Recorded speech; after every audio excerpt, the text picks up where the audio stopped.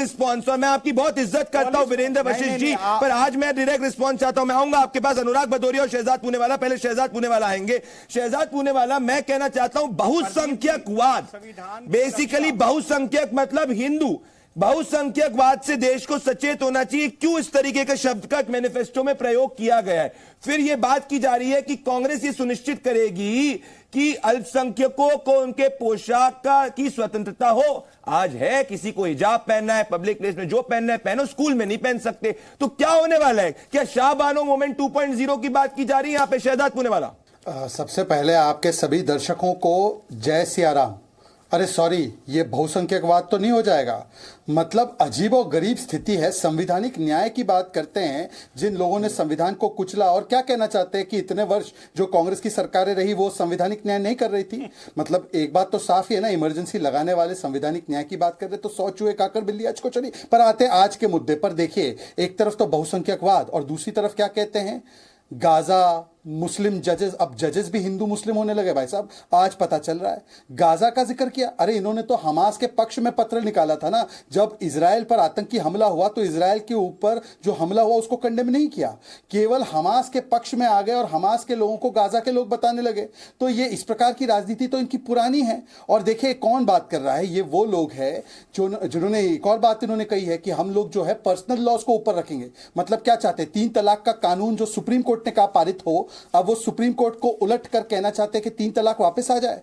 UCC जिसकी पैरवी supreme court ने और करंट चीफ जस्टिस के पिताजी ने उसकी पैरवी की, उत्तराखंड में लागू हुआ, तो अब वो चाहते यूसीसी ना हो, मतलब कि ऐसा कानून हो जिसमें महिलाओं का अधिकार जो है उसका हनन हो। वैसे ये शाहबानू से लेकर शायरा बानू वाली पार्टी तो है ही। और जो ये कहते हैं कि नारी के अधिकार की बात, अरे भाई साहब नारी के अधिकार की बात रणदीप सुरजेवाला की पार्टी कर रही है। नारी के अधिकार की बात वो कर रहे हैं जिन्होंने कंगना रनौत और मंडी का अपमान किया। मैं बात ये कह रहा हूं, मैं बिल्कुल शहजाद बात देर सर समर्थक को टिकट दे दिया, इसीलिए कह रहा हूं। और आखिरी बात देखिए, आखिरी बात कहना चाहता हूं। इन्होंने कहा कि हम पोशाक के अधिकार को सुनिश्चित करेंगे, वो तो है, परंतु एक बात बता दीजिए कि हिजाब पर क्लासरूम में प्रतिबंध सुप्रीम कोर्ट और हाई कोर्ट ने लगाया है। एक तरफ कहते हैं संवैधानिक न्याय और दूसरी तरफ कहते हैं कि हम कोर्ट और अनुराग भदौरिया जाकर उन अधिकारों को देंगे जो हिमाचल में नहीं देते। अनुराग भदौरिया वशिष्ठ जी के पास आने वाला हूं। वशिष्ठ जी, बिल्कुल बच्चे केरला में अलाउड है क्या क्लासरूम में हिजाब पहनना? अनुराग भदौरिया जी, मैं बहुत चिंतित हूं। मैं कहना चाह रहा हूं कि इसमें बात जो है ये कही जा रही है, पर्सनल लॉ का रिफॉर्म की बात हो रही है, पर इसमें जो समाज चाहेगा वो ही। तो क्या ऐसी स्थिति हो जाएगी जैसे शाहबानो केस में मोहम्मद अहमद खान वर्सेस शाहबानो का जो केस हुआ, जिसमें सुप्रीम कोर्ट ने शाहबानो और महिलाओं के अधिकार के पक्ष में बात की थी। वो 62 साल की बुजुर्ग महिला जिसके 5 बच्चे थे, जिसमें से 3 बेटे और 2 बेटियां थी, वो सिर्फ और सिर्फ मेंटेनेंस मांग रही थी। सुप्रीम कोर्ट ने जेंडर इक्वालिटी की बात करी, महिलाओं के हक की बात करी, पर राजीव गांधी सरकार उस वक्त आई, उसने उसको ओवरटर्न किया। उसने मुस्लिम पर्सनल लॉ बोर्ड, जो उन्होंने सोचा कि ये मुसलमान समाज का रिप्रेजेंटेटिव है, उसके पक्ष में फैसला सुना है। और आज तक जो है मुसलमान महिला जो है इसको भुगतती रही जब तक ट्रिपल तलाक नहीं हटा। तो क्या अनुराग भदौरिया ये स्थिति है समाज के अधिकार, समाज से बातचीत करते हुए पर्सनल लॉ की? अनुराग भदौरिया, खिलाश भाई, देखिए आपकी इतनी चिंता आपको हो रही है और लकीरें आपके चेहरे पे आ गई हैं। आप तो आज बाल निकालना भी भूल गए, इतने चिंतित हैं आप। थोड़ा सा ठीक ठाक कर लीजिए। आपकी चिंतित हूं है कि बाहर चिंतित हूं, और आप अच्छी बात है, मुझे बहुत गौर से आप देख रहे हैं, मुझे अच्छा लगा। सुने आपकी चिंता, सुने आपकी चिंता देश को लेके नहीं है, देश को लेके मेरे को चिंता है। कैसे हम बीजेपी का एजेंडा चलाएं, कैसे मुसलमानों की चिंता करो, बीजेपी का एजेंडा, हिंदुओं की चिंता करो, बीजेपी का एजेंडा, भारतीयों की चिंता करो, बीजेपी का एजेंडा, सवाल पूछो, बीजेपी का एजेंडा। अनुराग भदौरिया जी, क्या चाहते हैं आप? हरे की बात करो, बीजेपी का एजेंडा, सैफरन की बात करो, बीजेपी का एजेंडा, चाहते हैं क्या आप? इसीलिए मैंने कहा कि मैंने बोलना शुरू किया, आपने चीखना शुरू नहीं, आप मुझे बोल रहे हैं, दर्शाती है कि आप किधर बैटिंग कर रहे हो। देश के लिए बीजेपी ने बोला भरोसे की गारंटी। हाँ, देश के लिए करो तो प्रभु मैं आपको रोज रोज नमस्कार करूं, आप देश के लिए तो नहीं कर रहे। आप नहीं नमस्कार कर रहे, जनता के लिए हूं मैं। करते जो भरोसे की, सुनिए, भरोसे की गारंटी की बात की थी भारतीय जनता पार्टी ने। अभी आपके मैं सुन रहा था कि हम भरोसे की गारंटी हैं। हाँ, बेरोजगारी देने की भरोसे की गारंटी, महंगाई बढ़ाने की गारंटी, किसान को परेशान करने की गारंटी, महिलाओं पर अत्याचार की गारंटी और छात्रों पर लाठी मारने की गारंटी। ये गारंटी तो आप दे ही रहे हैं इतने दिनों से। और झूठ बोलने की धनाधन गारंटी, जितनी झूठ बोल सकते हो आप बताइए। जो स्विस बैंक से काला धन आना था, गारंटी थी ना, आ गया काला धन, नहीं आए ना, स्विस बैंक तो छोड़ो, 100 दिन में ला रहे थे चुटकी बजा के बीजेपी वाले लोग, और जो इलेक्ट्रल बॉन्ड था एसबीआई से नहीं पता लगवा पा रहे थे, उसके लिए सर्वोच्च न्यायालय जाना पड़ा। ये गारंटी इनकी थी, एमएसपी की गारंटी दे रहे थे, किसान की इनकम दुगनी करने की बात कर रहे थे। किसान आज भी धरने पे बैठता है, किसान कहता है मुझे कुछ मिला ही नहीं, हो गारंटी का क्या हुआ, मैं जानना चाहता हूं। गारंटी क्या हुआ? 2 करोड़ रोजगार देने की गारंटी थी, वो भी गायब हो गई, और भ्रष्टाचार खत्म करने की गारंटी थी। लेकिन भ्ष्टाचारियों को तो इस पे आरोप लगाते थे, उनको अपने दल में ले लिया, और जिसको कहते हैं परिवारवाद, वो भी अपने दलों में सब शामिल कर दिया। गारंटी तो सब इनके दल में शामिल हो गई, अब गारंटी बची का? जवाब दे। इनकी दिक्कत ये होती है, बीजेपी की सोच की दिक्कत ये है कि भारतीय जनता पार्टी के पास कोई जवाब नहीं होता। क्या जवाब होता है पता है?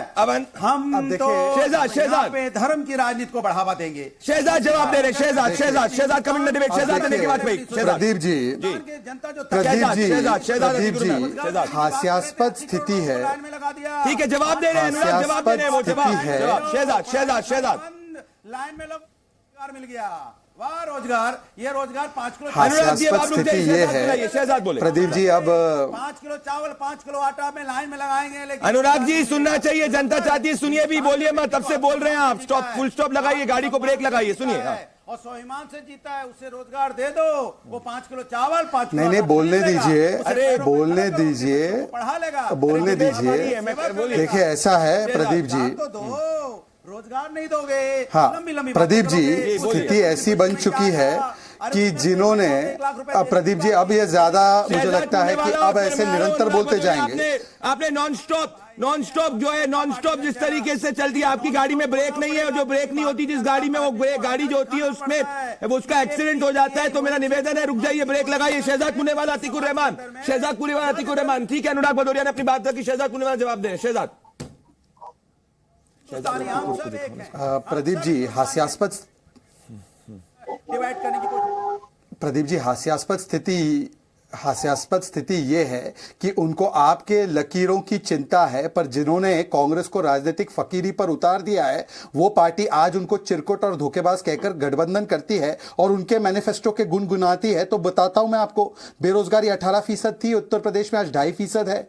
जो कांग्रेस ने बड़े बड़े 30 लाख के वादे आज किए हैं जॉब्स के, उन्होंने 1 लाख सरकारी जॉब्स का वादा हिमाचल में किया था, कितने जॉब्स दे दिए पहले उसका तो गिनाइए।